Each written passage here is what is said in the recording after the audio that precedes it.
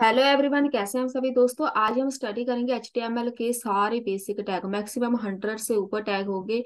अगर आपने ये टैग सीख लिए तो हाफ एचटीएमएल आप ऐसे ही सीख जाएंगे। तो सबसे पहले स्टार्ट करते हैं, बहुत ज्यादा बातें नहीं करेंगे। पहला टैग है हमारे पास एचटीएमएल के साथ लगता है, उसका नाम है डॉक टाइप। तो डॉक टाइप से हमें पता चलता है कि हम एचटीएमएल का कौन सा वर्जन यूज कर रहे हैं। डॉक टाइप पे लगा दिया मतलब हम एचटीएमएल 5 यूज कर रहे हैं। वैसे तो HTML5 की कोई पहचान नहीं है, लेकिन जब हम यहाँ पे डॉक टाइप लगाते हैं उसी से पता चलेगा कि भाई ये वाला जो कंटेंट है, जो HTML है, हम HTML5 वर्जन यूज कर रही हैं।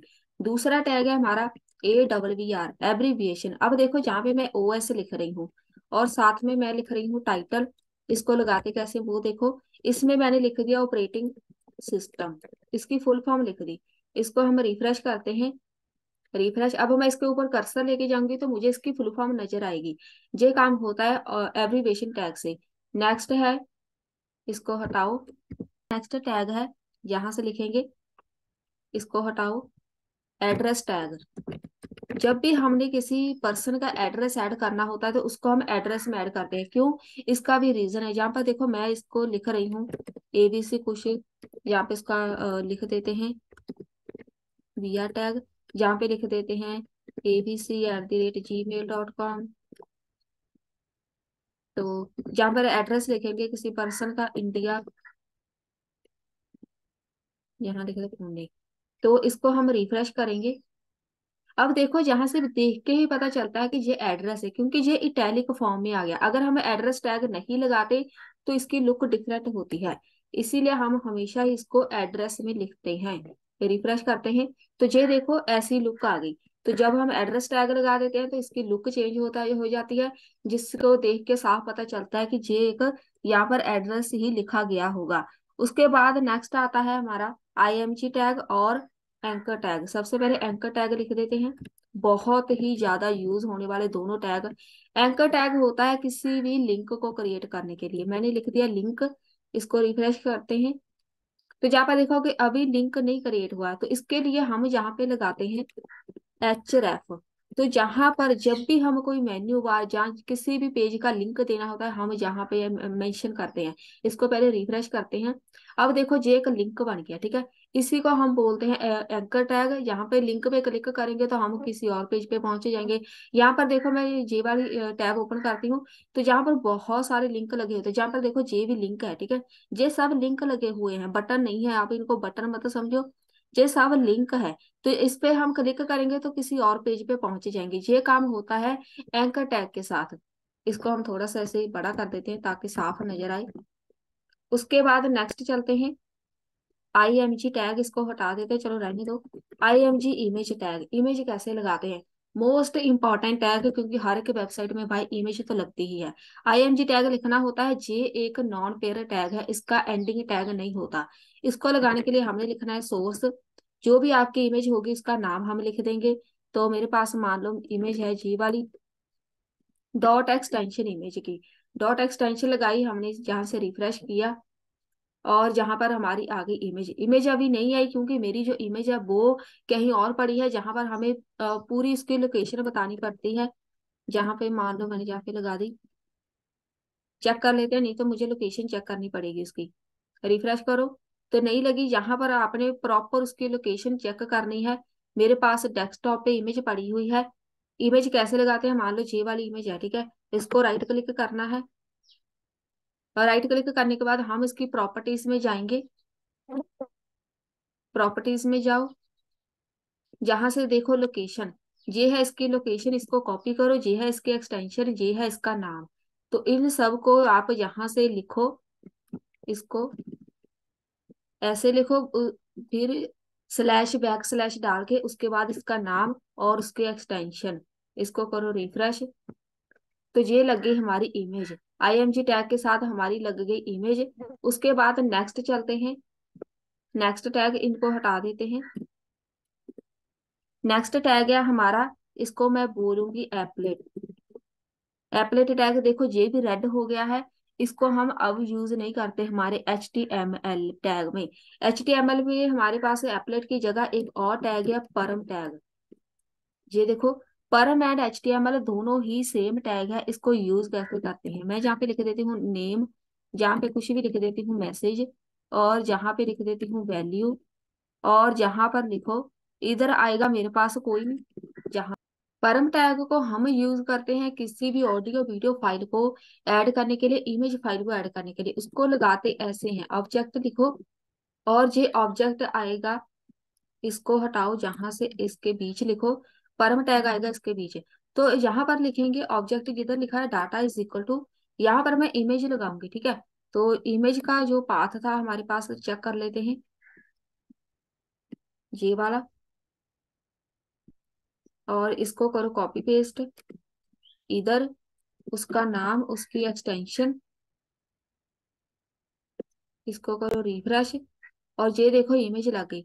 अब देखो HTML में हम इमेज लगाते हैं IMG टैग के साथ, लेकिन HTML में हमें ये एक प्रोजेक्ट, जो एक टैग हमें दिया गया है कि आप जहां से अकेली इमेज नहीं, कोई भी ऑडियो वीडियो फाइल भी लगा सकते हैं। अगर आप ऑडियो फाइल लगाना चाहते हैं, सेम प्रोसेस है, ऑडियो का जहां से लिखो पाथ, उसका नाम लिखो, बस वो अपने आप यहाँ पे लग जाएगी। एप्लेट पहले होता था, एप्लेट टैग की जगह हमारे पास आया परम टैग। तो एप्लेट टैग अब यूज नहीं होता, इसको इन्होंने रिप्लेस कर दिया परम के साथ। नेक्स्ट चलते हैं, यहाँ पर इसको लिख देते हैं, ये वाला हटा देते हैं, इसको भी जहां से करो, सारे हटाते जाएंगे। जहां पर नेक्स्ट है आर्टिकल टैग, जब भी किसी बंदे, किसी ने भी, किसी पर्सन ने आर्टिकल लिखना हो तो वो इससे टैग में लिखेगा। क्यों, यहाँ पे देखो मैंने लिख दिया, जहां से ABC कोई नाम है, तो यहाँ से लिख दो फाउंडर, ये बंदा है, फाउंडर है उसका।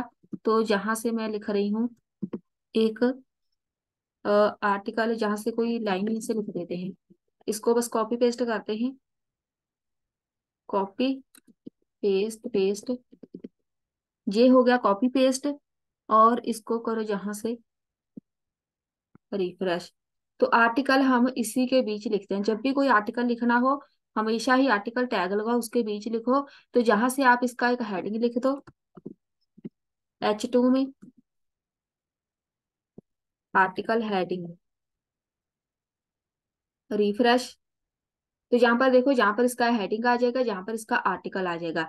आर्टिकल लिखने के लिए जहां पर ये वाला टैग यूज किया जाता है। उसके बाद नेक्स्ट चलते हैं, ये काफी इंपॉर्टेंट है, इसको हटाओ। अब देखो, जहां से इसको भी हटा देते हैं, हमारा नेक्स्ट है audio, audio tag, audio and video दोनों ही, जहां से हम कुछ भी लगा सकते हैं। ऑडियो लगाना है तो ऑडियो टैग यूज करो, वीडियो लगाना है तो वीडियो टैग। तो ऑडियो को लगाते कैसे हैं, जहां पर आएगा ऑडियो कंट्रोल्स, ठीक है। ये बहुत ही कंपलसरी है, कंट्रोल्स कीवर्ड, इसके बिना हमारे पास यहाँ पे आउटपुट नहीं आएगी। इसको रिफ्रेश करते हैं, ये देखो जे वाली एक डमी हमारे पास आ गया, इसको मैं हटा देती हूँ, इसको करो रिफ्रेश। तो ये देखो कुछ भी नहीं आएगा, जब तक हम कंट्रोल्स नहीं लगाते, तब तक इसकी लाइब्रेरी यहाँ से इंपोर्ट नहीं होगी। तो अब आपने कोई भी इंपोर्ट फाइल, कोई भी ऑडियो फाइल लगानी है, तो बस यहाँ पे लिखो सोर्स, सोर्स लिखा हमने, तो इसके बीच बस SRC लिख के, इसके बीच अपना जो भी ऑडियो फाइल है उसकी लोकेशन, जो भी पाथ होगा उसको लिख दो, डॉट जो भी MP3 होगी, मान लो मेरे पास test.mp3 नाम की फाइल है, मैंने जहाँ पे रख दी। उसके बाद आपने लिखना है टाइप इज इक्वल टू, जहाँ पे आएगा ऑडियो, अगर ऑडियो है तो ऑडियो लिखो, उसके बाद MP3, ये बहुत कंपलसरी है, इसके बिना आपकी फाइल प्ले नहीं होगी। अगर आपकी फाइल MP3 है, MP3 लिखो। अगर आपकी फाइल WAV में है, तो यहाँ पर उसके एक्सटेंशन लिखो, ये एक्सटेंशन लिखनी बहुत ज्यादा जरूरी है। तो यहाँ पर जब भी आप अपनी फाइल ऐड करेंगे तो आपकी फाइल हो जाएगी शो। ये है हमारा ऑडियो टैग, सेम ही है हमारा वीडियो टैग, बस यहाँ पे वीडियो लिख दो, जहाँ पे लिख दो वीडियो, और जहाँ पे सेम वीडियो का सोर्स, वीडियो हमारी होती है MP4 में, तो जहाँ पे लिखो MP4, जहाँ पे भी लिखो MP4। तो आपकी जहाँ पे वीडियो फाइल हो जाएगी रेडी, जहाँ पे वीडियो, तो आपकी वीडियो फाइल जहाँ पे लग जाएगी। इसको रिफ्रेश करो, यहाँ पर देखो जे वाले फॉर्मेट में आएगी हमारी वीडियो। तो इसके बाद नेक्स्ट चलते हैं, इसको हटा दो। नेक्स्ट है हमारे पास BDI, BDI मेरे पास एक टैग है, उसको लगाते कैसे हैं, मैंने जहाँ पे लिखा BDI, और जहाँ पे लिख देते हैं class is equal to name, यहाँ पे मैं कुछ लिख रही हूँ, ऐसे कुछ ABC लिख देते हैं और पहले इसको रिफ्रेश कर देते हैं। रिफ्रेश। तो अब हम देखो जहां से इसको कर क्या सकते हैं। इसका नाम है बाई डायरेक्शनल आइसोलेशन। तो इसका यूज क्या है, इसको हमारे पास यहाँ पर इंग्लिश लैंग्वेज है, इसमें कोई फर्क नहीं पड़ेगा। ये तब यूज किया जाता है, मान लो मैंने कोई उर्दू का उर्दू टाइप करनी है, ठीक है, कोई दो तरफ हमारी लैंग्वेज होती है, कोई लेफ्ट टू राइट स्टार्ट होती है, कोई राइट टू लेफ्ट स्टार्ट होती है। तो हमारी जो उर्दू लैंग्वेज होती है वो राइट टू लेफ्ट चलती है। तो उसको हम जहाँ से प्रिंट कराने के लिए हम यूज करते हैं BDI। मैं जहाँ से एक उठा लेती हूँ उर्दू, जहां से लिख देते हैं उर्दू टेक्स्ट, ऐसे कुछ लिख देते हैं। ये है कोई टेक्स्ट, इसको उठाओ। ये हमेशा ही राइट टू लेफ्ट चलता है। तो मैं जहां पर लिख देती हूँ BDI टैग में, ये वाला टेक्स्ट लिख दिया हमने और इसको रिफ्रेश। तो बस ऐसे इसको हम लगा सकते हैं, ठीक है। उर्दू के लिए बेसिकली यूज किया जाता है जो जिसकी जिस भी लैंग्वेज की डायरेक्शन चेंज हो, इंग्लिश को छोड़ के, ठीक है। English left to right type करते हैं, लेकिन ये राइट टू लेफ्ट चलती है, उसके लिए BDI टैग यूज किया जाता है। इसका बहुत ज्यादा यूज नहीं होता, लेकिन फिर भी अगर आपको जरूरत पड़े तो लगा सकते हैं। नेक्स्ट चलते हैं यहाँ पे वीडियो, इसको हम हटा दें, सेम इसका ही है, बहन भाई है वीडियो। यहाँ पर लिखो वीडियो टैग। तो यहाँ पर मैं लिख रही हूँ कुछ टेक्स्ट लिख देते हैं, दिस इज वीडियो। ये काफी इंटरेस्टिंग है, क्यों, यहाँ पर देखो, इसको पहले रिफ्रेश कर देते हैं। ये देखो मैंने क्या लिखा, दिस इज वीडियो। अब हम इसको डायरेक्शन इसकी चेंज कर देंगे, कैसे, इसको इधर लिखो, वीडियो टैग के बीच DIR मतलब डायरेक्शन। डायरेक्शन मुझे चाहिए LTR, लेफ्ट टू राइट। अब देखो ना, टेक्स्ट देखो ध्यान से, लेफ्ट टू राइट हम राइट टू लेफ्ट कर देते हैं, राइट टू लेफ्ट, रिफ्रेश। अब देखो, पहले जो ऑलरेडी होता है वो लेफ्ट टू राइट ही होता है, लेकिन हमने इसको राइट टू लेफ्ट कर दिया, जे हो गया जहां से उल्टा। यहाँ पर देखो, जे भी हम उर्दू के लिए यूज कर सकते हैं कि उसको हमने लैंग्वेज को स्टडी करना हो, लेफ्ट टू राइट या राइट टू लेफ्ट उसको चेंज कर सकते हैं। नेक्स्ट है, इसको हम हटा देते हैं, इसको हटाओ। हमारा नेक्स्ट टैग है सेंटर। अब देखो सेंटर जहां से हो गया ये वाला रेड, मतलब ये पहले हमारे HTML वर्जन में था। तो यहाँ पर इसको हम सेंटर अब यूज नहीं करते, इसको हम डायरेक्ट यूज कर सकते हैं टेक्स्ट अलाइन, जहाँ हमारी प्रॉपर्टी होती है CSS में, उसके थ्रू हम इसको सेंटर में कर सकते हैं।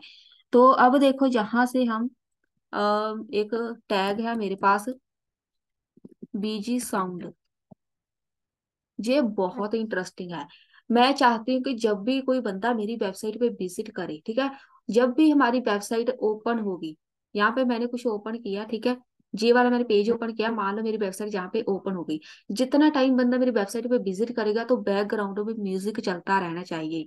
कोई भी म्यूजिक आप लगा सकते हैं, बस BG साउंड लिखो, ठीक है। उसके बाद यहाँ पर लिखो सोर्स, जहाँ पर सोर्स लिख के जो भी आपका आपकी फाइल होगी, ऑडियो फाइल, बस जहाँ पे उसका लोकेशन लिख दो, ठीक है, सोर्स नाम।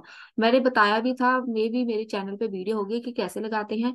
तो जहां पर बस आपने उसका जो भी ऑडियो फाइल है उसका सोर्स लिख देना, तो आपका जो भी साउंड होगा आपकी वेबसाइट पे प्ले होता रहेगा उतना टाइम, जितना टाइम आपकी वेबसाइट पे बंदा विजिट करेगा। काफी इंटरेस्टिंग है ये। तो लोग वैसे भी आपकी वेबसाइट पे म्यूजिक सुनने के लिए भी यहाँ पे विजिट कर सकते हैं। नेक्स्ट चलते हैं, ये जो इंपॉर्टेंट होते हैं टैग, इनको आप नोट कर लो बेशक। नेक्स्ट चलते हैं बिग। ये देखो ये भी रेड हो गया, इसका हम यूज करते हैं किसी भी टेक्स्ट को बड़ा करने के लिए, थोड़ा सा उसका साइज इंक्रीज हो जाए, तो इसकी जगह आप इसको बोल्ड भी लिख सकते हैं, B टैग लिख दो। बिग नहीं काम करता, ये हमारे ओल्ड HTML में था, उसकी जगह हम यहाँ से B टैग यूज कर सकते हैं, बोल्ड कर दो। ये बोल्ड हो गया। तो या फिर आप इसका जो फॉन्ट साइज है वो HTML CSS में चेंज कर सकते हैं। नेक्स्ट है, जे काफी यूज होता है BR, break tag. Break tag क्यों लगाते हैं, मैंने जहाँ पे लिख दिया कुछ जे वाला, उसके बाद मैंने जे वाला लिख दिया कुछ, इसको हम करते हैं रिफ्रेश। तो मेरे पास जे वाली चीज आ गई, ठीक है। अब मैं चाहती हूँ कि जे नेक्स्ट लाइन में आना चाहिए, तो उसको हम बी आर टैग के साथ लिखते हैं, बहुत ज्यादा यूज होता है। यहाँ पर देखो जे नेक्स्ट लाइन में चला गया। कोई फॉर्म बनाना हो, फॉर्म में यहाँ पर नेक्स्ट लाइन में कोई बटन लेके जाना चाहते हो तो बी आर टैग लगाएंगे, इसको हम बोलते हैं ब्रेक। उसके बाद नेक्स्ट है बटन। बटन बस जहाँ पे लिख दो क्लिक, तो आपका बटन लग जाएगा। इसको जैसे मॉडिफाई करो आपकी मर्जी। HTML एंड CSS में जाके CSS के थ्रू आप इसको मॉडिफाई कर सकते हैं, कलर वगैरह चेंज कर सकते हैं। अब जहाँ पे हमारे पास है TR टैग। TR होता है टेबल के लिए, टेबल क्रिएट करना है, वहां पर रो चाहिए, तो उसके लिए हम TR टैग लिखते हैं। ये हो गया हमारा TR। उससे पहले आपको पता होना चाहिए कि टेबल एक होता है, हमारे पास एक टेबल टैग होता है, उसके बाद हमारे पास TR टैग होता है, उसके बाद मेरे पास होता है TH टैग यहाँ पे, उसके बाद मेरे पास होता है एक TD टैग। तो ये होते हैं हमारे टेबल के टैग। जे टैग आपको कंपलसरी आनी चाहिए। अब देखो हर एक की लुक चेंज है। तो यहाँ पर देखो जे है हमारा एक TH। तो TH मतलब टेबल हेडिंग, जो मेन हेडिंग होता है। तो ये हो गए आपके टेबल बनाने के जो भी कंपलसरी, जो भी मेन टैग है। तो इसमें एक और आता है कैप्शन। कैप्शन टैग क्या होता है, मैंने जहाँ पे लिख दिया कैप्शन। जब भी आप किसी टेबल को नाम देना चाहते हो, टेबल का नाम हमेशा ही कैप्शन में लिखा जाता है, ताकि वो टेबल के ऊपर शो हो, ठीक है। यहाँ पर वो शो होगा, ये है हमारा टेबल। इसके बिल्कुल ऊपर सेंटर में, टेबल के बिल्कुल सेंटर में हमें एक टेबल नाम शो होगा, तो वो हमेशा ही कैप्शन टैग में लिखा जाता है। इसको भी आप बेशक नोट कर लो, बहुत यूज होता है। क्योंकि जब हम वैसे टेबल का नाम लिखते हैं H2 H1 के साथ, तो वो एक तो उसका साइज बड़ा छोटा हो जाता है, दूसरा उसकी पोजीशन जो है वो बिल्कुल सेंटर में नहीं होती, वो यहाँ पर ही रहेगा, ठीक है। इसके लिए हम यूज करते हैं जी वाला। अब ये देखो जहां पर है, ये देखो जहां पर है, इसीलिए हम प्रेफर करते हैं कैप्शन टैग को, कि वो हमेशा ही टेबल का नाम टेबल के सेंटर में आए। उसके बाद जे वाला टैग, ये है हमारे पास कैनवास। जैसे हमारे पास कैनवा होता है जिसके थ्रू हम थंबनेल वगैरह बनाते हैं, सेम उसी की तरह ही है। इसके बीच हम कोई भी इमेज, कोई भी ग्राफ बना सकते हैं। मैंने मान लो इसको विड्थ एंड हाइट मेंशन कर दी। विड्थ हम मैंने इसको बोल दिया कि 200 चाहिए। हाइट मुझे चाहिए जहां से, वो भी 200 चाहिए। तो इसको हम रिफ्रेश करेंगे, इसको कलर वगैरह देके इसका जो भी जहां से साइज होगा वो मेंशन हो जाएगा। यहाँ पर देखो हेड है, तो यहाँ पर इसको हटाओ, इसको इधर लेके आओ। जहां पर मैं देखो थोड़ा सा इसको लगा ही देती हूँ। कैनवा है मेरे पास, तो इसको मैंने बॉर्डर ऐड करना है, 2 पिक्सल सॉलिड। इसको रिफ्रेश करते हैं और जहाँ पे कलर मेंशन कर देते हैं ब्लैक, रिफ्रेश। और जहाँ पे कुछ लिख देते हैं बीच में, लिखना हो तो नहीं, वो आपकी मर्जी है। जहाँ पे ऐसे लिखो कैनवास आएगा, रिफ्रेश करो, ये आ गया हमारा कैनवा। मतलब हमें एक ग्राफ मिल गया, इसको हटाओ। हमें एक ऐसा एरिया मिल गया जहां पर हम कोई भी अपना डिजाइन इधर तैयार कर सकते हैं, जैसे हम थंबनेल बनाते हैं। तो ये हम यूज करते हैं जब एडवांस HTML में जाते हैं, तब इसका यूज होता है। जब आपने कोई गेम वगैरह बनानी हो, वहां पर हमें ट्री चाहिए, कार्टून चाहिए, घर चाहिए, वहां पर हमें इसकी जरूरत पड़ती है। तो ये कोई छोटा मोटा टैग नहीं है, एडवांस HTML का ये एक पार्ट है। उसके बाद नेक्स्ट चलते हैं, इसको हटा देते हैं और इसको भी हटा देते हैं। नेक्स्ट है जहां से लिखेंगे कोड। ये है हमारे पास कोड नाम का एक टैग। इसको हम क्यों यूज करते हैं, मैं जहाँ पे लिख रही हूँ HTML, HTML, जहाँ पे लिख रही हूँ हेड, इसको करो रिफ्रेश।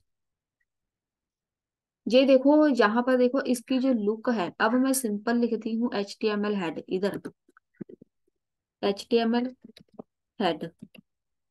अब दोनों को रिफ्रेश करते हैं, रिफ्रेश। दोनों में डिफरेंस देखो, इसकी जो लुक है और इसकी जो लुक है दोनों ही अलग है। इसको हम स्पेशली यूज करते हैं जब हमने अपनी वेबसाइट पे कोई स्पेशल कोड मेंशन करना हो। कोड मतलब बेशक आपने कोई ऐसी वेबसाइट बनानी हो जिसमें आपने ये प्रोग्रामिंग शो करनी हो, अगर नहीं तो मान लो आपने यहाँ पर शो करानी हो कंट्रोल प्लस अल्ट प्लस ऐसे कुछ आपने बोलना हो कि जे वाला प्रेस करो। शॉर्टकट कीज के लिए हम स्पेशली इसको यूज करते हैं। यहाँ पर देखो, जहां से साफ पता चलता है कि ये कोई शॉर्टकट की है, क्योंकि इसकी लुक जो है वो अलग ही होती है। ठीक है, इसका जो लिखने का स्टाइल, फॉन्ट फैमिली, वो सब कुछ अलग होता है। तो ऐसी चीजों के लिए हम यूज करते हैं कोड टैग। नेक्स्ट है कॉल ग्रुप। अब ये देखो कॉल ग्रुप, ये भी काफी इंपॉर्टेंट है। जब भी हम टेबल बनाते हैं, कॉल ग्रुप, जब भी हम टेबल बनाते हैं हम दो तीन कॉलम को मिला के एक एक जगह इकट्ठा कर सकते हैं। ठीक है, उसके लिए हम कॉल ग्रुप करते हैं यूज। इसको आप यहाँ से कोई वैल्यू दे सकते हैं कि कितने आपने कॉलन मर्ज करने हैं। बेसिकली मर्ज करने के लिए यूज होता है। अगर मैं एक एक एग्जांपल कराने गई तो मुझे इससे पहले एक टेबल बनाना पड़ेगा, तब मैं आपको समझा पाऊंगी। ठीक है, चलो मैं बना ही देती हूँ जल्दी से। टेबल हमारा बन गया है। ये है हमारा टेबल। अब देखो इसको हम कॉल ग्रुप में ऐड करते हैं। तो मैं चाहती हूँ कि जहां पर कॉल ग्रुप के ऊपर चलते हैं, यहाँ पर इधर लिखो कॉल ग्रुप, और इसके बीच आएगा मेरे पास एक कॉल ऐसे, और इसको हमने एक वैल्यू देनी होती है। जहां पर मैंने लिख दी 2।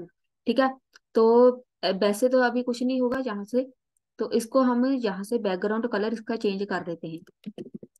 Style background red, refresh. तो जहां पर देखो ये दो कॉलन, ये दोनों एक जगह हो गए। ठीक है, तो कॉल ग्रुप का मतलब होता है किसी दो कॉलन को हमने मर्ज करना हो, जहाँ इकट्ठा करना हो, इसके लिए हम कॉल ग्रुप इस्तेमाल करते हैं। तो नेक्स्ट चलते हैं मेरे पास। नेक्स्ट है, इसको हम वन भी, इसकी वैल्यू जितनी मर्जी लिखो, 3 भी लिख सकते हैं, 4 भी लिख सकते हैं। बहुत यूज होता है जब आपने दो कॉलन को जहां से मर्ज करना हो, यहाँ से आप एक भी लिख सकते हैं ऐसे। इसको हटाओ अब, टेबल ऐसे ही रहने देते हैं, क्या पता बाद में जरूरत पड़ जाए। तो जहां से इसको हटा देते हैं, इधर लगाते हैं हम नेक्स्ट हमारा कमेंट। HTML में हम कमेंट कैसे लिखते हैं। मैंने जहाँ पे लिखा H2, मुझे जहां से जे वाला कमेंट में चाहिए। ठीक है, उसके लिए हमारे पास पहला तरीका है जे वाला, ऐसे ऐसे लिखते हैं हम कमेंट। यही तरीका है, इसके साथ ही आप बस इसी को याद रखो कि हमने कमेंट ऐसे ही लिखने हैं। सिंगल लाइन हो, मल्टीपल लाइन हो, कोई भी हो। अगर मल्टीपल लाइन है, इसको हम हटाएंगे जहां से, जिधर भी आपने खत्म करने है कमेंट, उधर जाके इसको ऐसे लिख दो। जहां पर देखो जे वाला सिंबल और जे वाला सिंबल, इसके साथ हम लिखते हैं कमेंट। उसके बाद मेरे पास नेक्स्ट है, इसको हम ये वाला हटा देते हैं।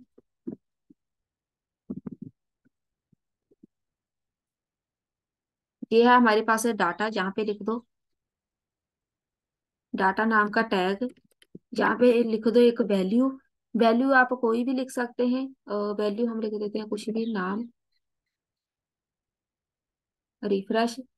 इसको हम टेबल को डाल देते हैं कमेंट बॉक्स में। अब देखो जो डाटा टैग है वो हमारे लिए यहाँ पर यूज नहीं है। इसका इसका यूज कहाँ होता है, मैंने जहाँ पर लिख दिया, ये मैंने कुछ लिख दिया। ठीक है, वैल्यू। तो यहाँ पर देखो कोई आउटपुट नहीं आएगी, क्यों। यहाँ पर देखो, इसका मतलब है जब भी हमारे कोई भी वैल्यू जाके मेमोरी में स्टोर होगी तो उसको हमने एक वैल्यू दे दी। इसका काम होता है हमारी मेमोरी के साथ। तो मशीन रीडेबल ट्रांसलेटर बोलते हैं इसको। तो इसका हमारी आउटपुट के साथ कोई लेना देना नहीं है। नेक्स्ट चलते हैं, अब इसको हटा देते हैं, बहुत ज्यादा कंफ्यूजन क्रिएट नहीं होगी। नेक्स्ट है मेरे पास यहाँ पे फॉर्म टैग। फॉर्म, जब भी कोई फॉर्म बनाना है इसके बीच ही लिखते हैं। फॉर्म के बहुत सारे टैग होते हैं। लेबल, सबसे पहले लेबल होता है, उसके बाद होता है इनपुट। इनपुट टैग होता है। Input tag non pair tag है, इसका कोई एंडिंग टैग नहीं है। उसके बाद मेरे पास आता है एक डाटा लिस्ट टैग, जहां से हम एक डाटा लिस्ट बनाते हैं। डाटा लिस्ट क्या होता है, यहाँ पे देखो फॉर्म के बीच ही वो आ जाएगा। मैं जहाँ से इसको हटा देती हूँ, यहाँ पे मैं लिख देती हूँ data list, data list list के साथ हम एक ड्रॉप डाउन मान लो वो एक बना सकते हैं। मैंने लिख दिया कार, जहां पे लिखो ऑप्शन ए, बी, रिफ्रेश। ऐसे आएगी हमारे पास डाटा लिस्ट। तो इसको हम यहाँ से कन्वर्ट कर देंगे किसी भी, जहां से लिख देते हैं, जहाँ पे जी आएगा डाटा लिस्ट, इसको हम ड्रॉप डाउन में जहां से कन्वर्ट कर सकते हैं। अब देखो जहाँ पे हम लिख देते हैं लेबल, शो कैसे होगी, जहां पर लिख दो कार, कार्स, लेबल, इसको करो रिफ्रेश। तो जे आ गई कार्स, जो भी हमारी वैल्यू आएगी, जहां पर डाटा लिस्ट के जितने भी सारे ऑप्शंस है वो सारे के सारे इसके अंदर स्टोर हो जाएंगे। कैसे, वो भी कर देते हैं। जहां पे देखो इनपुट, इधर आएगा लिस्ट इज इक्वल टू जो भी हमने जहाँ पे लिखा था कार लिखा था, जे वाला और जे वाला दोनों मैच होने चाहिए, रिफ्रेश। और जे देखो इसके बीच हमारे पास आ गया जे, इसको बोलते हैं डाटा लिस्ट। ठीक है, ऐसे आप क्रिएट कर सकते हैं। एक ड्रॉप डाउन लिस्ट भी बोलते हैं इसको, डाटा लिस्ट भी बोलते हैं। ये पॉसिबल है डाटा लिस्ट के साथ। दूसरा हमारे पास सिलेक्ट टैग होता है, वो भी जहां से सेम लिस्ट बनाने के लिए हम यूज करते हैं, ऐसे सिलेक्ट और सिलेक्ट, रिफ्रेश। तो जहां पर देखो सिलेक्ट ऐसा होता है, ठीक है, दोनों में डिफरेंस है। अब देखो जहां पर सिलेक्ट जो लुक है इसकी जी है, सिलेक्ट भी आप सिलेक्ट एंड डाटा लिस्ट दोनों में से कोई भी यूज कर सकते हैं ड्रॉप डाउन लिस्ट बनाने के लिए। दोनों का काम सेम है, बस इन दोनों के लुक में डिफरेंस है। ये भी क्लियर हो गया। नेक्स्ट चलते हैं, इसको हटा दो। नेक्स्ट टैग है डिलीट टैग। अब देखो मैं चाहती हूँ कि मैंने जहाँ पे हेलो लिखा है कुछ भी लिख दो, इसको रिफ्रेश करो। तो यहाँ पर देखो डिलीट टैग, जहां से पूरा डिलीट टैग वर्क नहीं करेगा, इसको हम लिखेंगे डेल हेलो, रिफ्रेश। तो यहाँ पर देखो डिलीट, इसका फुल फॉर्म डिलीट है, लेकिन इसको लिखते हैं डेल के साथ।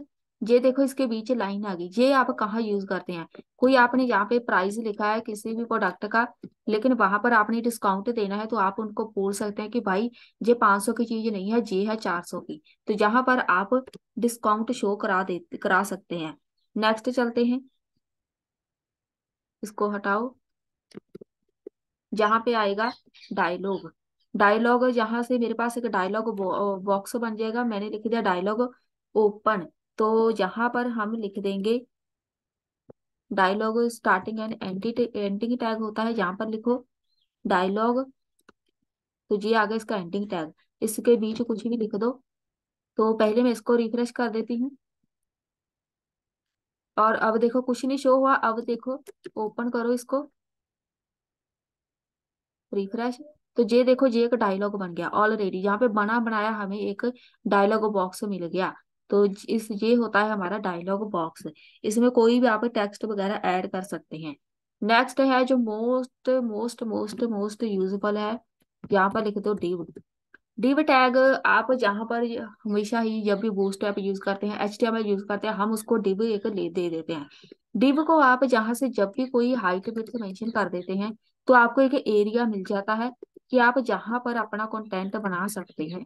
मैंने विड्थ लिख दी, और उसके बाद जहां से लिख देंगे बॉर्डर 2 पिक्सल सॉलिड। तो अब देख लेते हैं इसमें प्रॉब्लम किधर है। यहाँ पे एरर है, हाइट विड्थ हो गया, बॉर्डर हो गया, ये हो गया हमारा स्टाइल स्टार्ट, ये हो गया एंड। रिफ्रेश करके देख लेते हैं, नहीं आया मतलब प्रॉब्लम है। यहाँ पर हमने डिव नहीं लिखा, डिव, इसके बीच आएगी इसकी कोडिंग। बहुत ज्यादा यूज होता है जब भी हमने कोई बटन वगैरह लगाना हो, जहाँ कोई इवन इमेज भी लगानी हो, तो डिव जब हम लगा देते हैं तो वहां पर हमें एक एरिया मिल जाता है। इसका ज्यादा फायदा क्या है, हम सारा एक कंटेंट इकट्ठा करके एक डिब में रख सकते हैं। उस डिब को बाद में स्टाइलिंग दे सकते हैं, एक उसी ही पर्टिकुलर चीज को, एक एक चीज को हमें स्टाइलिंग देने की जरूरत नहीं है।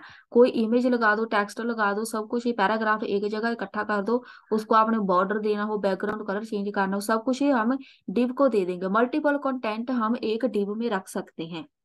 उसके बाद है नेक्स्ट, इसको हटा देते हैं। यहाँ पर है एक डीएल टैग, ठीक है। डीएल टैग भी हमारे पास सेम डिस्क्रिप्शन लिस्ट जैसे होता है। तो डीएल टैग डिस्क्रिप्शन लिस्ट है मेरे पास। यहाँ पर तीन टैग होते हैं, डीएल, डीडी एंड डीटी।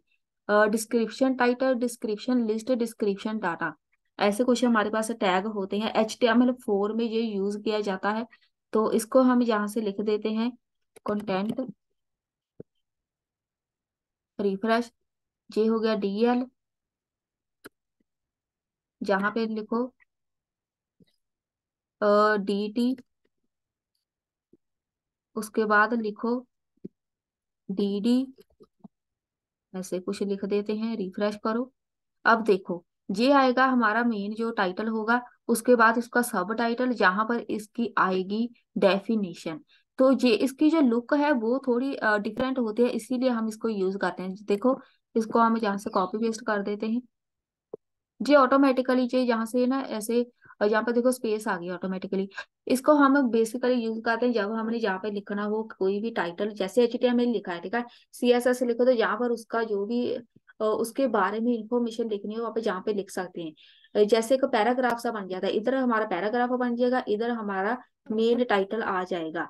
तो वहां पर हम जैसे ही डिस्क्रिप्शन किसी चीज की हम क्रिएट करना चाहते हैं, तो वहां पर हम ये टैग के तीनों लगा सकते हैं। तीनों लगाएंगे तभी इसकी पूरी जो लुक है वो आएगी। अब देखो जहां पर आएगा embed tag, next embed tag. Embed tag के साथ आप यहाँ पर कुछ प्लगइन लगा सकते हैं, ठीक है। इम्बेड कोड कोई इम्बेड करना हो, उसके लिए आप इसको यूज कर सकते हैं। कैसे?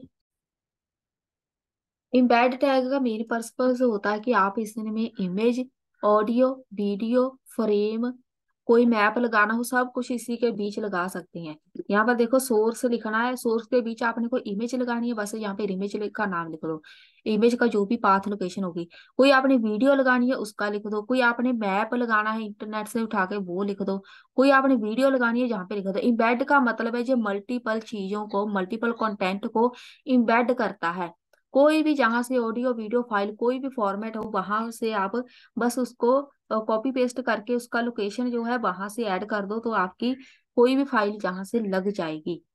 नेक्स्ट है फील्ड सेट।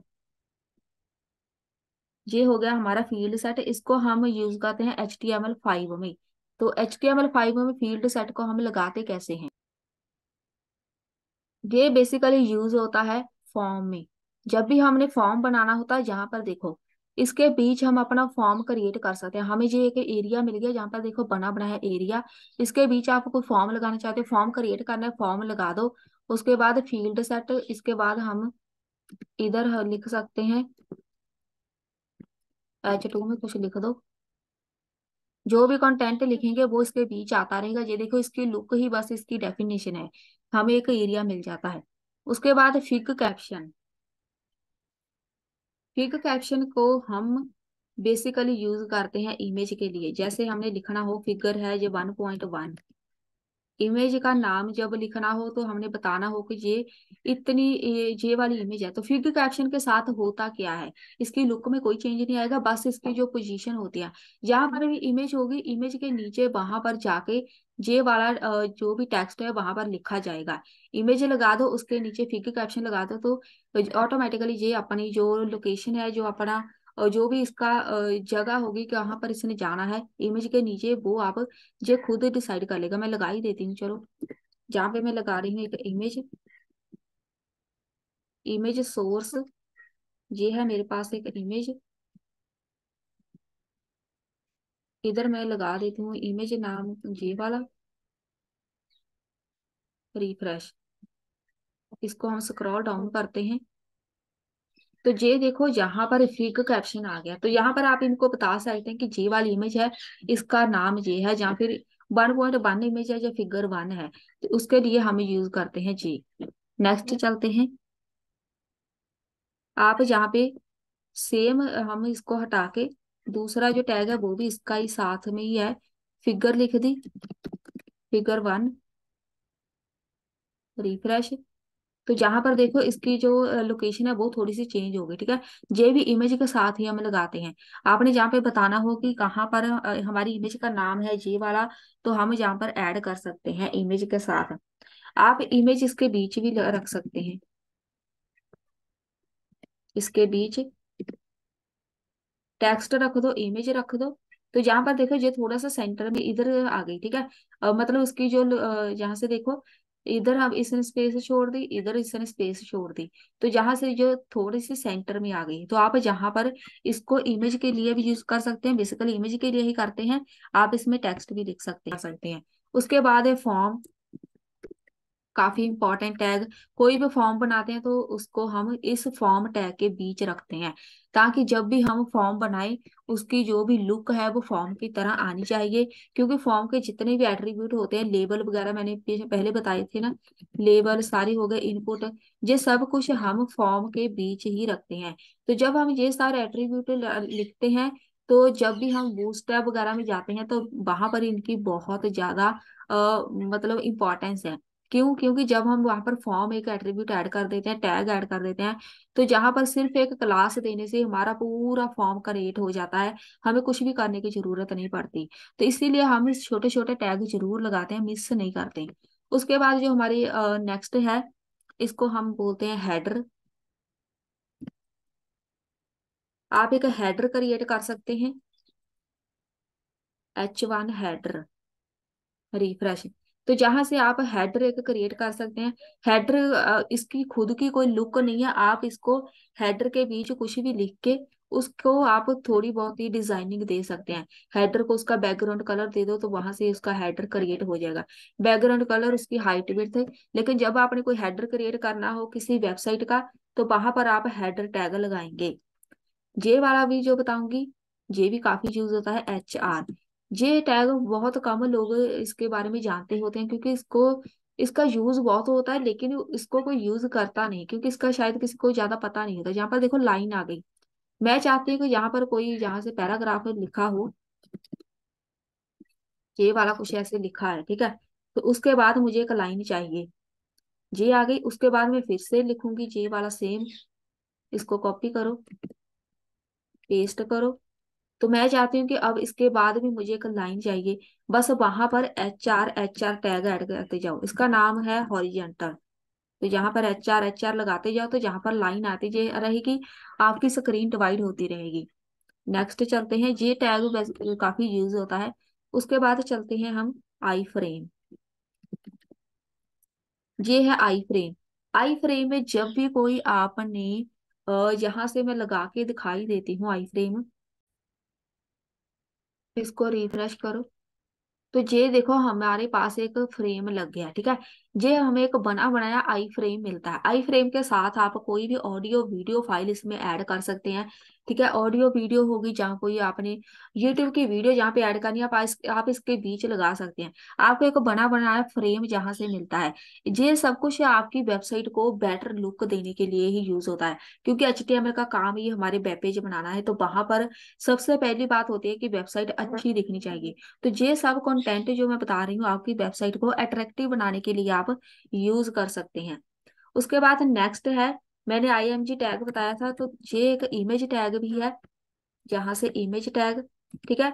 आप इमेज के साथ भी इमेज लगा सकते हैं। तो वैसे हम ये अब यूज नहीं करते, तो उसकी जगह हम IMG टैग ही यूज करते हैं। ये है हमारा लेटेस्ट टैग, जिसको ज्यादा यूज करते हैं। उसके बाद मैंने इनपुट फील्ड आपको बताई थी फॉर्म में।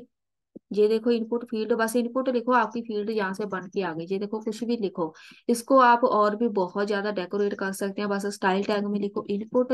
तो इसको आप जो भी प्रॉपर्टी ऐड करना चाहते हो, मुझे बैकग्राउंड कलर चाहिए इसका रेड, इसको बस इनपुट लिखो, आपका यहाँ से बैकग्राउंड कलर हो जाएगा चेंज। इसको हम इनपुट टैग बोलते हैं। उसके बाद नेक्स्ट चलते हैं, इसको हम यहाँ से हटा देते हैं, इसको भी हटा देते हैं। नेक्स्ट है आई टैग।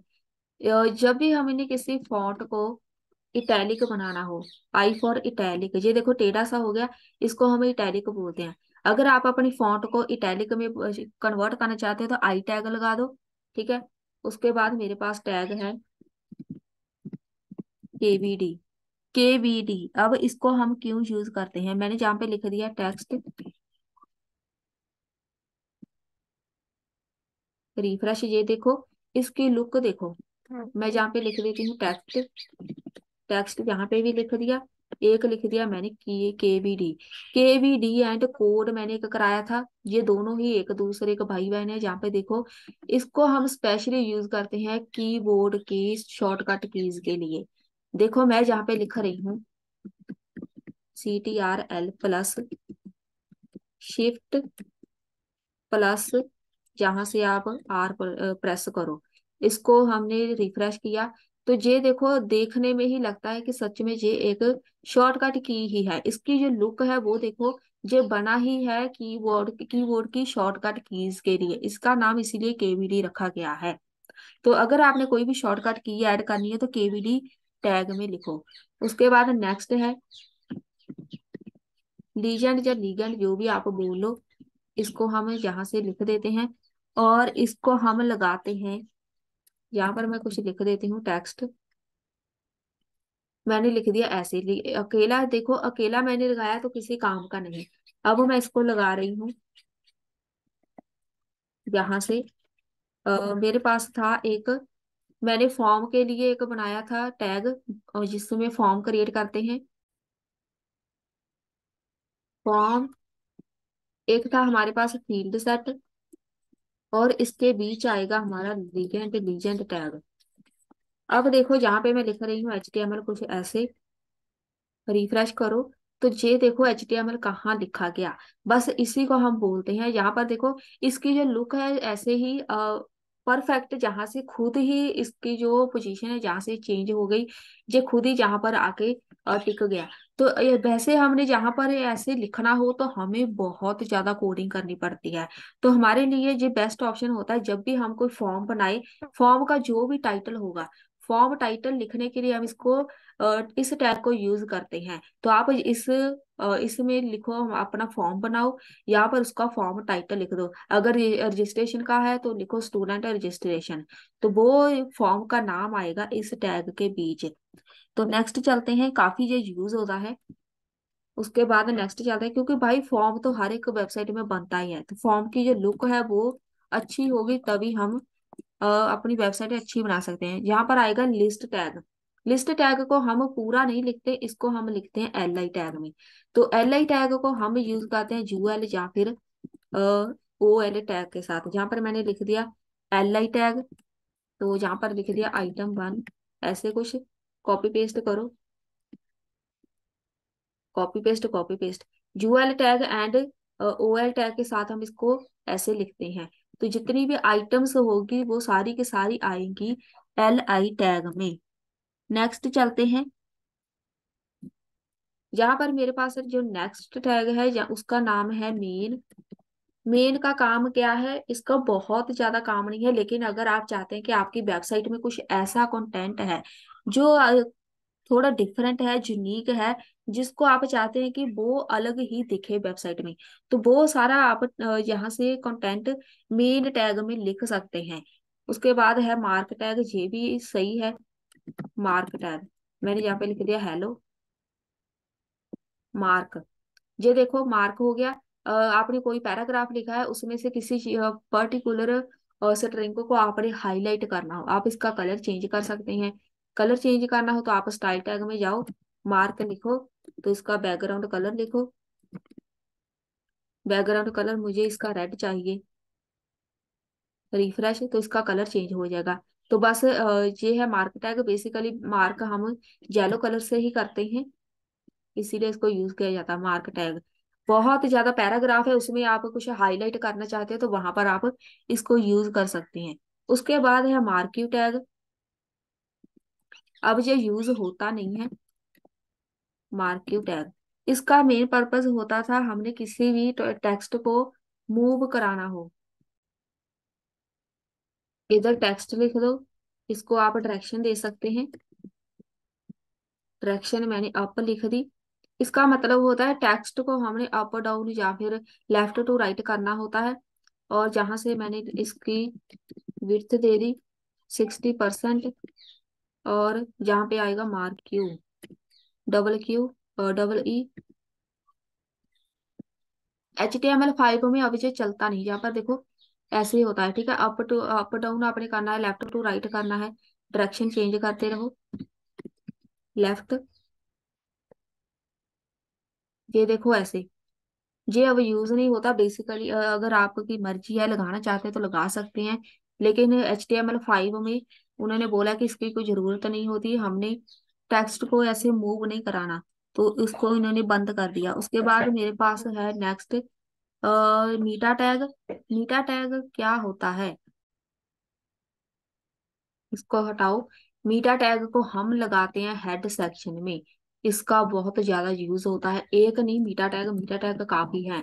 तो सबसे पहले होता है मेरे पास जहाँ पे कैर सेट, ठीक है, जहां पर हम बोलते हैं कि हम कौन सी लैंग्वेज यूज कर रही हैं।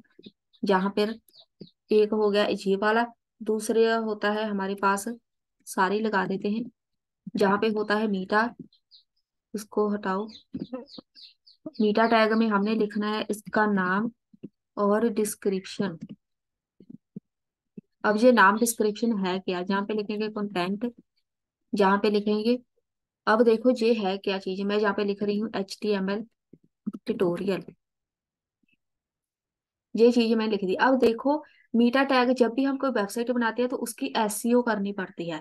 तो एसईओ के लिए यूज होता है मीटा टैग। जो भी आपका टाइटल होगा आपकी वेबसाइट का, जो लोग सर्च करेंगे गूगल पे, वो आपने कंटेंट में लिखना है। एक नहीं, आप बहुत सारे टाइटल लिख सकते हैं, जैसे यूट्यूब पे टाइटल लिखते हैं, सारे के सारे आएंगे जहां पर कंटेंट के बीच जो भी आपकी वेबसाइट का, जिसके ऊपर आपकी वेबसाइट है, सेम यूट्यूब की तरह जिसके ऊपर वीडियो बनाई गई है, वो वीडियो का टाइटल, हमारी वेबसाइट का टाइटल इस पे आएगा। वेबसाइट पूरी का नहीं, आप अगर एक पेज है आपका, एक पेज में आप उस पेज का टाइटल जो होगा वो आप यहाँ पे लगा सकते हैं। तो सिंपल बात मैं बोलूँ तो किसी भी वेबसाइट की एसईओ करने के लिए मीटा टैग यूज होता है। अब एसईओ तो पता ही होगा। अब देखो जहां पर एक तरह नहीं, आप जहां पर फिर से लगा सकते हैं, जहां पे लिखो कीवर्ड्स। कीवर्ड्स इसमें आपने सारे कीवर्ड्स ऐड कर देने हैं। कैसे, जहां पर कीवर्ड्स के बीच नहीं ऐड करने, यहाँ पे मैंने उल्टा लिख दिया, जहां पर आएगा कीवर्ड्स आएगा मेरे पास डबल कोर्स में, जहां पे आएगा name is equal to keywords, ठीक है। जहां पर नहीं ऐड करनी, आपने कीवर्ड्स ऐड करनी है जहां पर कंटेंट। मान लो मेरी वेबसाइट है जहां पर वेब डेवलपमेंट किया, तो मैंने लिख दिया HTML CSS जावा जावा स्क्रिप्ट, सब कुछ मैंने जहाँ पे लिख दिया। ये जो टाइटल वो है जो लोग गूगल पे सर्च करते हैं एसईओ करने के लिए। उसके बाद नेक्स्ट आप और भी यूज कर सकते हैं, जहाँ पे मीटा, यहाँ पर आप लिख सकते हैं name is equal to author, और जहां पे लिखो कंटेंट, ठीक है। ऑथर मतलब जो भी आपका, आपने वेबसाइट बनाई है अपना नाम लिख दो भाई, जहाँ पे कंटेंट के पीछे नाम लिखो अपना जो भी है, ABC आपका नाम आ जाएगा जहाँ पे।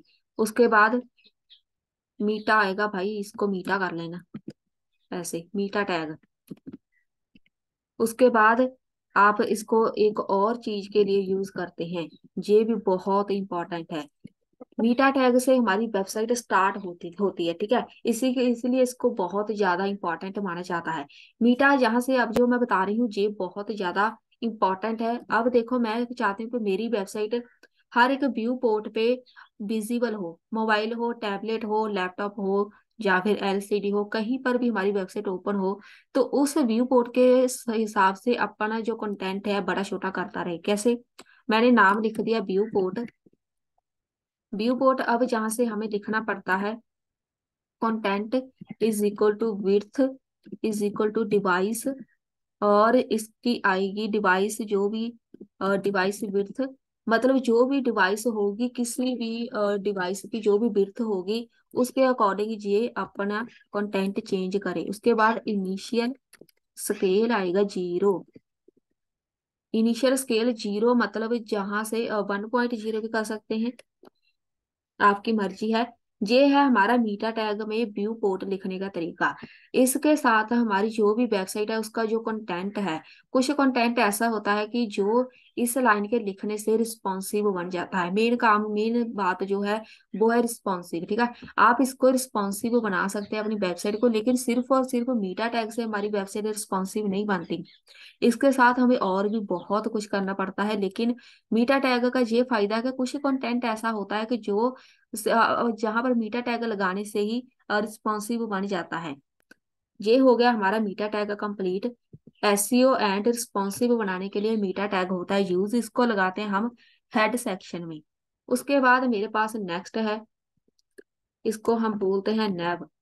नेविगेशन बार बनानी हो तो जहां पर हम लिखते हैं ये वाला NAV नेव टैग। तो जब भी हम जहां से नेविगेशन बार बनाते हैं वो सारी की सारी बनती है नेव में। क्यों? जब भी हम बूटस्ट्रैप वगैरह यूज करते हैं वहां पर सबसे पहले हम नेव टैग लगाते हैं। उसमें हमारे पास बहुत सारी क्लासेस रहती ऐसी होती हैं जो हमने नेविगेशन बार को ही देनी होती है। तो उसके लिए हमारे पास नेव टैग होना चाहिए, तभी वो क्लासेस वहां पे वर्क करेंगी। अब देखो, मान लो मैंने जहाँ पे लगा दिया, पहला मैंने लगा दिया लिंक जहाँ पे हैशटैग, मेरे पास पहला पेज है होम पेज HTML का, और इसको जहां से, इसको जहां से, ऐसे होती है हमारी नेविगेशन बार। इसको क्रिएट कैसे करते हैं, मैंने कंप्लीट वीडियो बनाई थी इस पे। इसको रिफ्रेश करते हैं, ये देखो ऐसे नेविगेशन बार बनेगी हमारी। इसको कॉपी पेस्ट करो। ये हो गए 4 पेज। ये होते हैं हमारे पेजेस नेविगेशन बार के बीच जो होते हैं। इसको हटा दो, इसको हटा दो, इसको करो रिफ्रेश। कोई फर्क नहीं पड़ेगा, ठीक है। तो जहां पर फर्क तब पड़ेगा जब हम पूरी नेविगेशन बार बूटस्ट्रैप में बनाएंगे, या फिर इसको डिजाइनिंग करनी हो, ठीक है। पूरी नेविगेशन बार को हमने डिजाइन करना हो तो उसको हम नेविगेशन बार के साथ, टैग के साथ वहां पर डिजाइन कर सकते हैं। उसके बाद मेरे पास है नेक्स्ट, इसको हटाओ। नेक्स्ट टैग है सिलेक्ट। ये मैंने बता ही दिया था ऑलरेडी कि आप यहाँ से एक ड्रॉप डाउन लिस्ट बना सकते हैं, तो इसको दोबारा बताने की जरूरत नहीं है। उसके साथ एक और ऑप्शन है मेरे पास है टैग सिलेक्ट के साथ यूज किया जाता है ऑप्शन।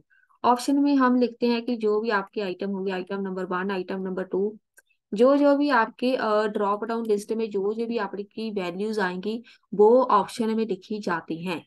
बस यही है हमारे सिलेक्ट एंड ऑप्शन। यहाँ पर देखो, ये इसको बोलते हैं ऑप्शन। ये हमारी सिलेक्ट के साथ हमारी एक ड्रॉप डाउन होगी रेडी।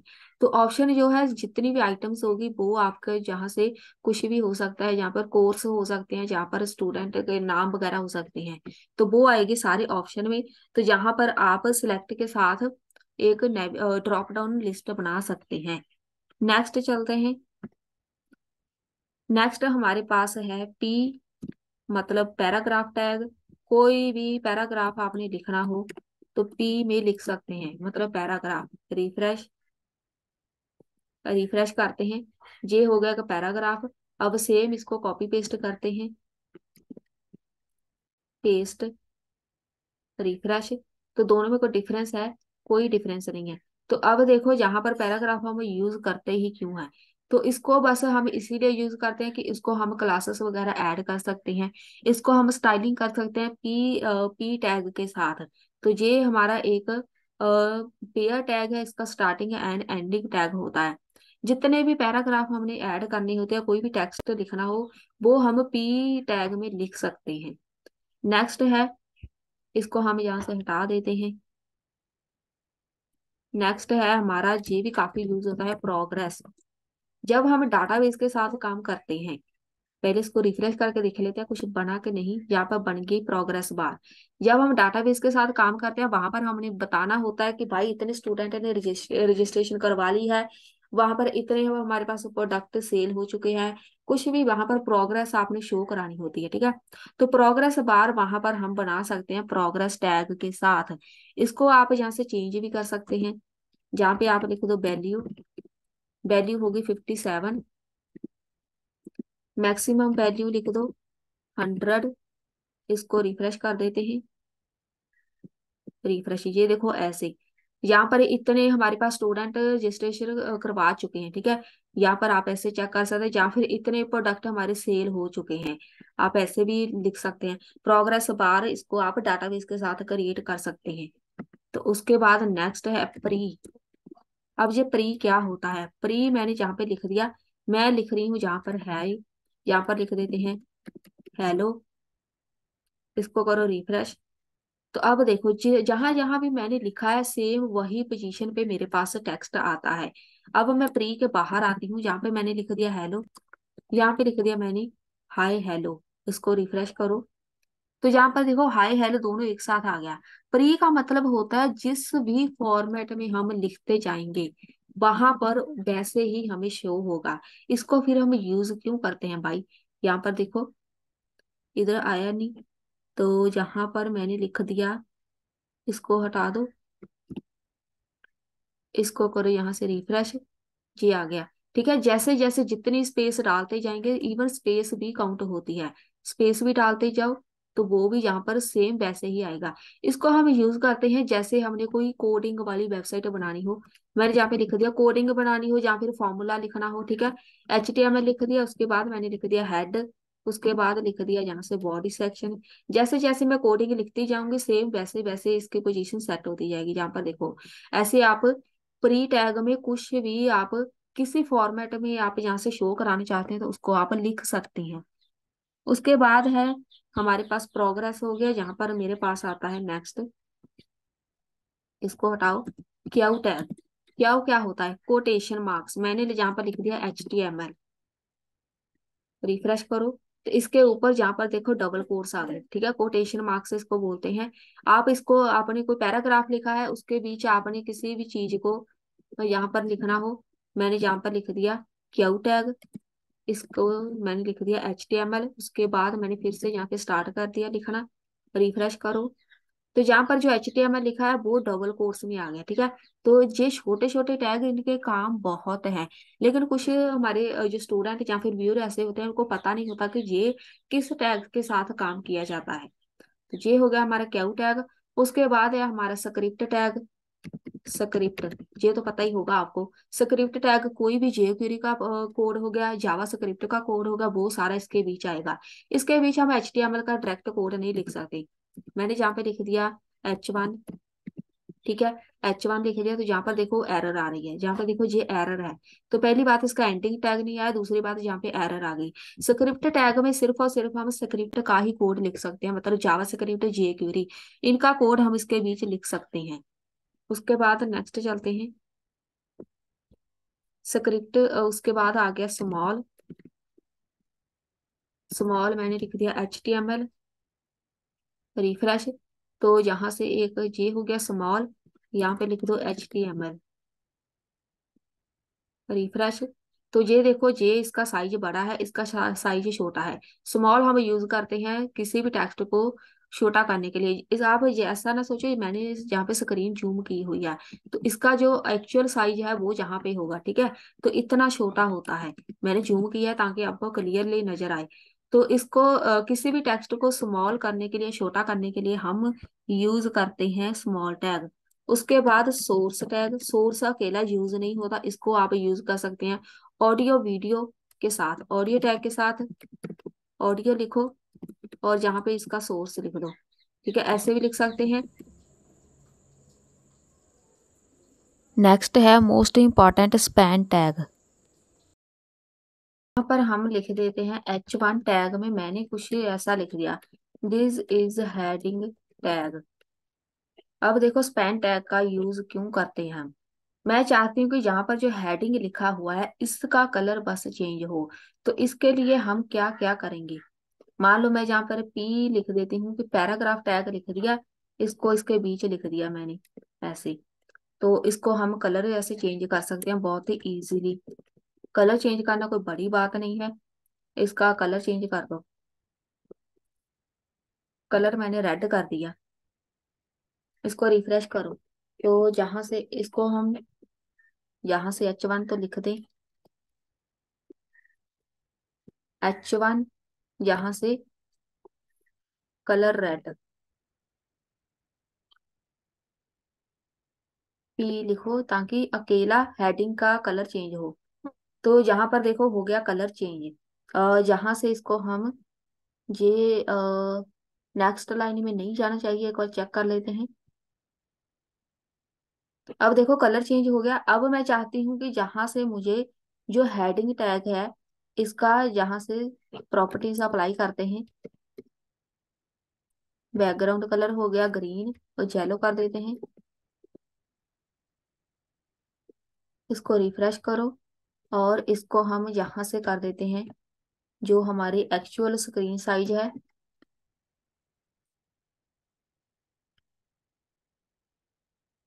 जहां से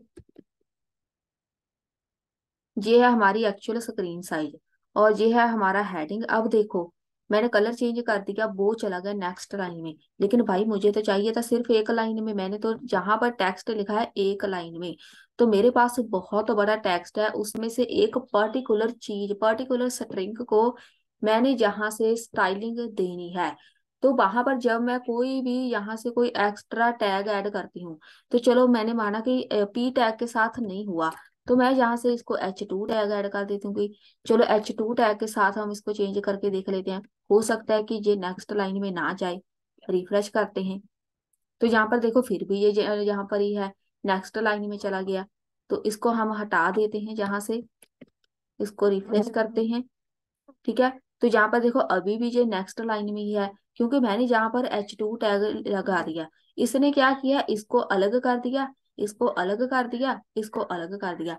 लेकिन मुझे ऐसा नहीं चाहिए, मुझे चाहिए कि भाई एक लाइन में मैंने जो लिखा है वो एक लाइन में सेम रहे, उसको कोई चेंज ना हो, कुछ भी यहाँ से बदलना नहीं चाहिए, जो जैसा लिखा है वैसा ही रहे। बस मैं चाहती हूँ कि जे हेडिंग टैग को, हेडिंग स्ट्रिंग को मैंने चेंज करना है। तो उसके लिए हम यूज करते हैं स्पैन टैग। स्पैन टैग लगाने के साथ कोई भी यहाँ से स्टाइलिंग को फर्क नहीं पड़ेगा। यहाँ पे मैंने लिख दिया स्पैन, इसको हेडिंग को उठा के इसके बीच लिख दो। इसको हम रिफ्रेश करेंगे, रिफ्रेश, ये देखो सब कुछ वैसे का वैसा ही है। अब स्पैन टैग के साथ इसको जितनी मर्जी स्टाइलिंग करते रहो। मैंने लिख दिया स्पैन, इसका कलर चेंज कर दो, कलर कर दो चेंज, यहाँ से करो रिफ्रेश, तो यहाँ से कलर चेंज होना चाहिए भाई। स्पैन टैग, यहाँ पर आएगा स्पैन, स्पैन टैग हो गया। रिफ्रेश करो तो यहाँ पे कलर चेंज होगा, इसकी स्टाइलिंग जो है वो वैसे की वैसी है, कुछ भी चेंज नहीं हुआ, हाइट विड्थ सब कुछ वैसा ही है। जो प्रॉपर्टी मैं अप्लाई करूंगी बस वही अप्लाई होगी। तो ये सिर्फ और सिर्फ स्पैन टैग के साथ पॉसिबल है। HTML में कोई और दूसरा टैग नहीं है जो बिना इसकी स्टाइलिंग को बिगाड़े, जो ओरिजिनल इसकी स्टाइलिंग है उसको बिगाड़े, जहां से हम किसी दूसरा टैग को जहां से ऐड करके उसको नई स्टाइलिंग ऐड कर सकते। स्ट्रॉन्ग टैग होता है किसी भी टेक्स्ट को बोल्ड करने के लिए। रिफ्रेश करो, यहाँ पर देखो बोल्ड हो गया। तो यहाँ पर मैं नॉर्मल टेक्स्ट लिख देती हूँ, यह है नॉर्मल, यह है बोल्ड टेक्स्ट। जो बोल्ड एंड स्ट्रॉन्ग दोनों का काम एक जैसा ही है, ये टेक्स्ट को थोड़ा सा बड़ा कर, डार्क कर देता है, बोल्ड कर देता है। उसके बाद हमारा जो स्टाइल टैग है वो आपको पता ही है, CSS की प्रॉपर्टी अप्लाई करने के लिए हमारे पास स्टाइल टैग होता है। उसके बाद अब मैं बताती हूँ यहाँ से, जो नेक्स्ट है हमारे पास टैग काफी इंटरेस्टिंग है। यहाँ पर लिखेंगे सब एंड सप, ये भी मैंने एक डिफरेंट वीडियो बनाई थी। इसको हम क्यों यूज करते हैं, सब का मतलब होता है सबस्क्रिप्ट, SUP सब का मतलब होता है सुपर स्क्रिप्ट। मैं जहाँ पे लिख रही हूँ H2O, रिफ्रेश करो, तो मैं चाहती हूँ कि वाटर का फॉर्मूला बनाना है। तो उसके लिए मेरे पास क्या होना चाहिए, टू इसके पैर में होनी चाहिए और होना चाहिए ओ इधर होनी चाहिए। रिफ्रेश करो, ये देखो टू इधर आ गई, इसको बोलते हैं हम सब स्क्रिप्ट। तो सुपर स्क्रिप्ट होती है वो टू जो है स्केयर में बदल जाता है। यहाँ पर लिखो ए स्केयर, यहाँ पर लिखो अगर फॉर्मूला बनाना हो, यहाँ पर देखो इसको कर दो, इधर कर देते हैं SUP में, यहाँ पे लिखो ए, यहाँ पे लिखो टू, यहाँ पे लिखो H, यहाँ पे टू रहने दो। इसको रिफ्रेश करो, तो जहाँ पे देखो H2 इसके पैर में है, जहां पर इसके सिर पे है, मतलब ये स्केयर बन गया। अगर आपका आपकी वेबसाइट ऐसी है, केमिस्ट्री की है, मैथमेटिक्स की है, वहां पर फॉर्मूले वगैरह अपनी टाइप करनी हो, उसके लिए हम यूज करते हैं ऐसे टैग। तो फॉर्मूले आप इसके साथ बना सकते हैं। नेक्स्ट चलते हैं, मेरे पास नेक्स्ट टैग है समरी। समरी टैग, यहाँ पर आप कोई भी किसी भी कोई समरी ऐड करनी हो, समरी जैसे होता है हमारे पास, इसका बहुत ज्यादा यूज नहीं होता। इसको बस आपने कोई आर्टिकल लिखा है, उसकी समरी आपने छोटे से एरिया में समरी ऐड करनी हो, उसकी समरी आप समरी टैग में लिख सकते हैं। बहुत ज्यादा यूज इसका नहीं होता। उसके बाद हमने टेबल के सारे कर लिए टैग। अब है हमारे पास जहाँ पे एक होता है टी बॉडी, टेबल की बॉडी। ये हम क्यों लगाते हैं, जहां पर जब भी हम कोई टेबल क्रिएट करते हैं, तो हम चाहते हैं कि जो टेबल की बॉडी है, सिर्फ और सिर्फ वहां पर हमने कोई जो हमने सीएसएस की प्रॉपर्टी अप्लाई करनी है, ठीक है। टेबल की बॉडी मतलब एक तो टेबल हेडिंग होता है, टेबल हेडर फूटर यहाँ पर होते हैं। हेडिंग हो गया, फूटर भी होता है, ठीक है। बीच में जो हमारा कंटेंट होता है उसको हम बोलते हैं टेबल, टेबल की बॉडी। उसको आपने अगर स्टाइलिंग करनी है तो वहां पर टी बॉडी आप टैग ऐड कर सकते हैं। उसके बाद नेक्स्ट है, इसको हटा देते हैं। सेम ऐसे ही टी फूट है, मतलब टी फूटर, टेबल का फूटर। तो जहां से आप टेबल फूटर क्रिएट कर सकते हैं ये वाला टैग लगा के। उसके बाद नेक्स्ट चलते हैं टाइटल। टाइटल भी काफी मेन है। टाइटल टैग हमारा लगता है हेड सेक्शन में। अब देखो मैंने यहाँ पे टाइटल लिख दिया, टाइटल लिख दिया माई वेबसाइट। ये हम तो जब हम स्टार्टिंग में कोडिंग सीखते हैं तब हम बहुत ही ज्यादा यूज नहीं करते, लेकिन जब हम जॉब में चले जाते हैं तो वहां पर बहुत ही ज्यादा यूज होता है इसका। क्यों, यहाँ पर देखो मेरे पास यहाँ पर आ रहा है, मैंने जिस नाम से प्रोग्राम सेव किया है वहां पर ये वाला आ रहा है। इसको रिफ्रेश करेंगे, अब आ गया माई वेबसाइट। तो जब भी हम जहाँ से कोई गूगल या फिर कोई यूट्यूब ओपन करते हैं तो वहां पर उसका नाम आता है। जो भी वेबसाइट होगी उसका नाम है जहाँ पर शो होना चाहिए। आप इसको अपनी आदत बना सकते हैं कि जब भी कोई हम कोडिंग स्टार्ट करें, सबसे पहले हमें टाइटल मेंशन करना पड़ रहा है। क्योंकि अभी तो हम चलो स्टार्टिंग है, या फिर ऑनलाइन जैसे काम करते हैं वहां पर या फिर सिखाते हैं वहां पर तो चल जाता है कि हम टाइटल ऐड ना करें। लेकिन जब हम किसी और के लिए वेबसाइट बनाते हैं, कंपनी में जॉब करते हैं, या फिर किसी इंस्टीट्यूशन में जॉब करते हैं, वहां पर हमें टाइटल मेंशन करना बहुत ही जरूरी है हमारे लिए। क्योंकि वहां पर उनकी वेबसाइट का नाम शो होना चाहिए। किसी के वेबसाइट का नाम यहाँ पर शो नहीं होगा तो भाई वो बंदा हमारे से वेबसाइट क्यों बनाएगा। ये बहुत ही कंपलसरी है टाइटल ऐड करना। उसके बाद मेरे पास है यहाँ से, नेक्स्ट चलते हैं, यहाँ पे मैं लिख देती हूँ एक टेक्स्ट। H2 टैग में मैंने जहाँ पर लिख दिया HTML। आप इसको अंडरलाइन करना चाहते हैं तो उसके लिए हमारे पास होता है यू टैग। इसको उठा के इसके बीच लिख दो, इसको रिफ्रेश करो तो यहाँ पर देखो ये अंडरलाइन हो जाएगा, ठीक है। यहाँ पर इसके नीचे एक लाइन आ गई। उसके बाद नेक्स्ट है, हम जहां से इसको जो एक मेरे पास टैग है XMP, ये हट गया, ये हमारे HTML अब यूज नहीं होता है। इसकी जगह हमारे पास आया है प्री टैग।